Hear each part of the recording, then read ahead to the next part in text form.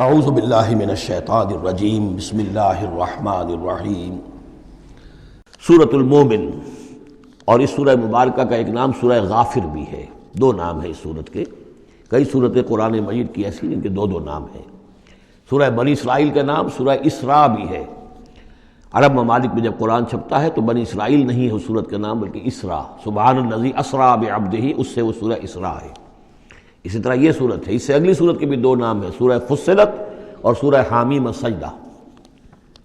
سورۃ المومن یا سورۃ الغافر۔ بسم اللہ الرحمن الرحیم۔ حامیم، اب یہاں سے شروع ہو گیا حوامیم کا سلسلہ، یعنی حوامیم کہتے ہیں یہ 7 سورتیں وہ ہیں کہ جو حامیم کے حروف مقطعات سے شروع ہوئی ہیں۔ ان میں سے ایک پھر آئے گی سورہ شورى کہ جس میں 5 ہیں، حامیم ایک آیت، عین سین قاف دوسری آیت۔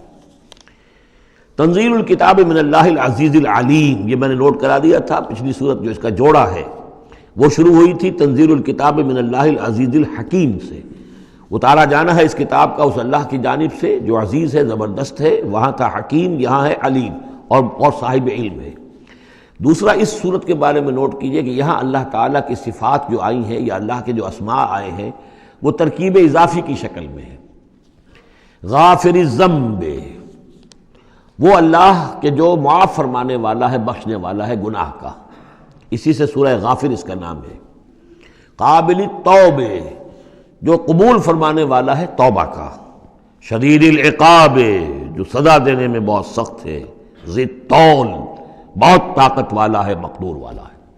یہ اللہ کی 4 شانیں اور چاروں یہ ترکیب اضافی کی صورت میں آ رہی ہے۔ غافر الذنب وقابل التوب شدید العقاب ذی الطول۔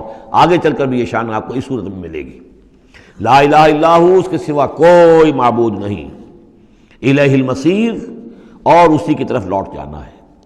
اب یہاں خاص طور پر استغفار اور توبہ، یہ 2 لفظ نوٹ کر لیجئے، یہ اس صورت میں آئیں گے، بار بار آئیں گے۔ اور یہ کہ اسی طریقے سے فرشتے بھی استغفار کرتے ہیں بندوں کے لیے، اس کا ذکر بھی آئے گا۔ اور ایک بات نوٹ کر لیجئے کہ سورہ زمر کا جو مرکزی مضمون تھا توحید فی العبادت مخلصا لہ الدین، اللہ کی عبادت میں توحید اس طریقے سے کہ پوری اطاعت اسی کے لیے ہو۔ اب یہ ایمان کا جیسا کہ عبادت کا جوہر، میں نے اس جمعے میں بھی جو خطاب کیا تھا آپ کو یاد ہوگا، دعا، الدعاء مخ العبادہ، الدعاء هو العبادہ۔ تو گویا کہ توحید کے عملی رخ کا دوسرا پہلو کیا ہے؟ دعا۔ دعا صرف اللہ سے، کسی اور سے دعا نہیں۔ اور نمبر 2، یہاں آپ دیکھیں گے اس صورت کا جو مرکزی ہے تھیم وہ دعا ہے، لیکن اس میں بھی دعا کرو اللہ کو سے مخلصین لہ الدین، اس کی تکرار پھر آئے گی یہاں پر، اس کے لیے اپنی اطاعت کو خالص کرتے ہوئے۔ اطاعت کسی اور کی کر رہے ہو، دعا اس سے مانگ رہے ہو، یہ تو بڑی بے تکی بات ہے۔ جاؤ اپنے انہی معبودوں کے پاس جن کی اطاعت کر رہے ہیں۔ اللہ کیوں مدد کرے تمہاری؟ تم نے اللہ سے غداری کی ہے، تم نے اللہ سے کیا ہوا وعدہ تھا کہ تیرے ملک میں تیرے دین کا بول بالا کریں گے، تم نے کیا ہے بول بالا؟ تم تو اللہ کے ساتھ اپنے وعدے کر کے پھرتے رہے ہو، کیسے اللہ مدد کرے تمہاری؟ ملک ٹوٹ گیا، بدترین شکست کا کلنک کا ٹیکہ ماتھے پر ہے، ہم لیے ہوئے ہیں، اور پتہ نہیں ابھی اور کیا ہونا ہے۔ شاید یہ ملک اب معدوم ہونے کے درجے میں آ رہا ہو۔ یہ صورتحال بالکل قرین قیاس ہے۔ بہرحال میں نہیں چاہتا کہ اس کو ان چیزوں سے زیادہ میں اس دورہ ترجمہ قرآن کو اس میں زیادہ ملوث کروں، لیکن بہرحال یہ دعا اور دعا کے ساتھ مخلصین لہ الدین، یہ اس کا تھیم ہے مرکزی، اور یہ دونوں صورتیں مل کر جوڑا بنتی ہیں۔ ما یجادل فی آیات اللہ الا الذین کفروا، نہیں جھگڑتے اللہ کی آیات میں مگر وہی لوگ جو کفر کرتے ہیں۔ فلا یغررک تقلبہم فی البلاد، تو اے نبی اور اے مسلمانوں تمہیں ان کی چلت پھرت جو ہے زمین میں وہ تمہیں دھوکے میں نہ ڈالے کہ بڑی طاقت ہے ان کی، امریکہ کی بڑی طاقت ہے، فلاں کی بڑی طاقت ہے، فلاں کی بڑی طاقت ہے، چلت پھرت ہے، ان کے جہاز ہیں، ان کی۔ فلا یغررک تقلبہم فی البلاد، یہ ان کی چلت پھرت جو ہے یہ اس سے دھوکہ نہ کھانا۔ کذبت قبلہم قوم نوح، نوح کی قوم نے بھی جھٹلایا تھا، والاحزاب من بعدہم، اور ان کے بعد بھی بہت سی قوموں نے جھٹلایا۔ وہمت کل امت برسولہم، اور ہر قوم نے جس کی طرف رسول بھیجا گیا اس نے چاہا تھا کہ رسول کو پکڑے اور رسول کو قتل کر دے، لیاخذوہ، تاکہ اسے پکڑے۔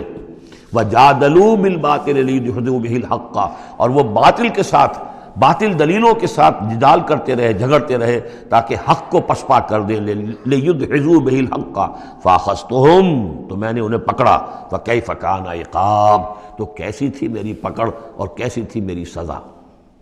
وَكَذَلِكَ حَقَّتْ كَلِمَةُ رَبِّكَ عَلَى الَّذِينَ كَفَرُوا، اسی طریقے سے اب ان کافروں پر بھی تیرے رب کی یہ بات واقع ہو چکی ہے، یہ مستحق ہو چکے ہیں، وہ دفعہ ان پر لاگو ہو چکی ہے، انہم اصحاب النار، کہ یہ سب کے سب اب جہنمی ہیں۔ الَّذِينَ يَحْمِلُونَ الْعَرْشَ وَمَنْ حَوْلَهُ، وہ فرشتے، دیکھیے پہلی صورت ختم ہو رہی تھی، وہ فرش، وہ جو اللہ کے عرش کے گرد فرشتے تھے، ان کا نقشہ جو ہے ڈراپ سین یہی تھا، وَتَرَى الْمَلَائِكَةَ حَافِّينَ مِنْ حَوْلِ الْعَرْشِ يُسَبِّحُونَ بِحَمْدِ رَبِّهِمْ، اب یہاں ان کا ذکر ہو رہا ہے، الَّذِينَ يَحْمِلُونَ الْعَرْشَ وَمَنْ حَوْلَهُ، وہ فرشتے جو اللہ کے عرش کو اٹھائے ہوئے ہوتے ہیں اور جو اس کے ارد گرد ہوتے ہیں، یسبحون بحمد ربہم، اللہ کی تسبیح اس کی حمد کے ساتھ کر رہے ہوتے ہیں، ویؤمنون بہ، اس پر پورا یقین رکھتے ہیں، ویستغفرون للذین آمنوا، اور اہل ارض جو ہیں، زمین والے جو ہیں، ان میں سے جو اہل ایمان ہیں ان کے لیے استغفار کرتے ہیں۔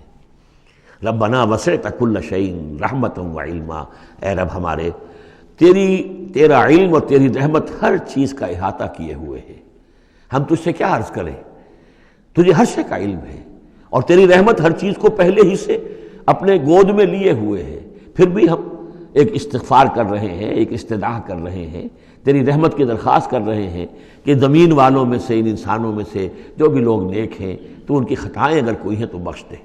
یہ ہو رہا ہے، یہ سمجھیے کہ شفاعت کا یہ انداز ہوگا، یہ شفاعت حقہ ہے۔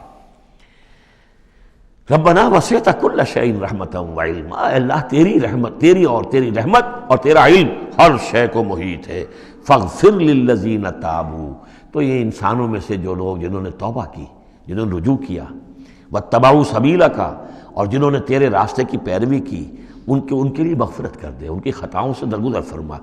وقہم عذاب الجحیم، اور اللہ ان کو جہنم کے آگ سے بچا لے۔ ربنا وادخلہم جنات عدن التی وعدتہم، پروردگار ان کو ضرور داخل فرما ان رہنے والے باغات میں، ریزیڈنشل گارڈن میں جن کا تو نے ان سے وعدہ کیا تھا۔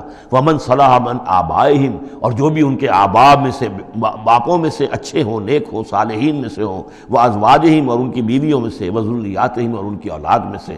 انک انت العزیز الحکیم، پروردگار تو یقیناً زبردست ہے اور تو کمال حکمت والا ہے۔ وقہم السیئات، اور پروردگار ان کو تم بچا لے برائیوں سے۔ ومن تق السیئات یومئذ، اور جسے تو نے اس دن کی برائیوں سے بچا لیا، قیامت کے دن کی، فقد رحمتا، اس پر تو تیرا بڑا رحم ہو گیا۔ وذالک هو الفوز العظیم، اور یقیناً وہ تو بہت بڑی کامیابی ہے۔ ان الذین کفروا، اب یہ تو نقشہ ہو گیا اہل ایمان کے لیے، وہ فرشتے جو ہیں اور مزید کہ ان کے درجات اور بلند ہوں، جن کی خطائیں ہیں بخش دے۔ اور پھر یہ کہ کوئی جنتی جو جا رہا ہے، اونچے درجے کا جنتی ہے، اسے تو نے بڑا اونچا رتبہ دیا ہے، اے اللہ ان کے جو والد ہوں، اس کے دادا ہوں، یا اس کے والدین میں سے، یا اس کی اولاد میں سے، یا اس کی بیوی، یا بیوی ہے تو اس کا شوہر اگر کمتر درجے کا رہ گیا ہے وہ صالح، ہے وہ نیک، ہے وہ جنتی، لیکن ہے کمتر درجے کا، تو اسے بھی ان پر ایلیویٹ کر کے اور ان کے برابر کر دیں، تاکہ وہ جنت میں اپنے ان عزیزوں کے ساتھ، ان رشتہ داروں کے ساتھ رہیں۔ صدق اللہ العظیم۔